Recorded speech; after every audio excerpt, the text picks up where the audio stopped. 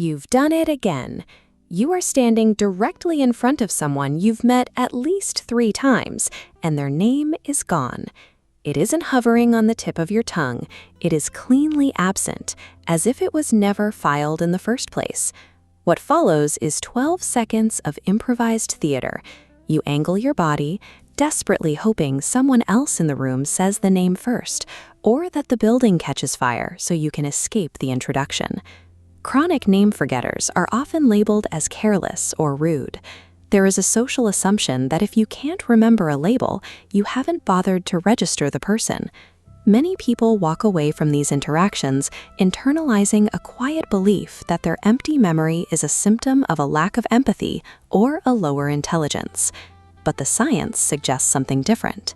Chronic name forgetters are consistently found to be as intelligent and caring as their peers. This phenomenon is a measurable event caused by the specific architecture of the brain during social high-pressure moments. To understand why the information drops, we have to look at the exact cognitive load occurring the second a name is spoken. This shows working memory in the prefrontal cortex during a new introduction. It's essentially juggling 6 things at once. The brain decodes microexpressions, registers tone, and reads social cues. Simultaneously, it calculates social standing, mutual likability, and a room context. Most of the remaining bandwidth is spent on the internal monologue, frantically editing what you are about to say next to ensure the interaction remains normal. In 1973, psychologist Malcolm Brenner documented the next-in-line effect. He found that people waiting to speak in a group showed a sharp drop in memory for the speaker directly before them because they had already moved on to their own preparation. People with social anxiety or hyperactive self-awareness exist in this editing mode permanently. The internal monologue is so loud it bulldozes the incoming name. This indicates a preoccupation problem. The system is so focused on social survival that it lacks the resources to anchor a new arbitrary sound. The difficulty is also found in the nature of names themselves. We can see this in the 1987 Baker-Baker paradox study. In this experiment, researchers told one group a man was a baker by profession. They told a second group his surname was Baker. As the diagram illustrates, the occupation baker triggers a web of associations: bread, flour, early mornings. The name Baker remains isolated. Names are semantically empty.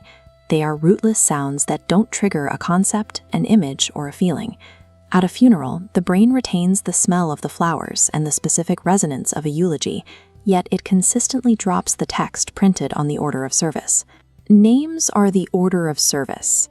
The brain is an efficient machine that prioritizes information with existing connections, while discarding semantically empty labels. For the person whose name is forgotten, the experience feels like a message they didn't matter. This assumes memory is a recording. Instead, the brain stores impressions, emotions, and patterns. It prioritizes surprises and information connected to existing knowledge. Paradoxically, the person who forgot your name likely remembers the story you told about your sister or the specific way you laughed. They were present for the conversation, just not for the label.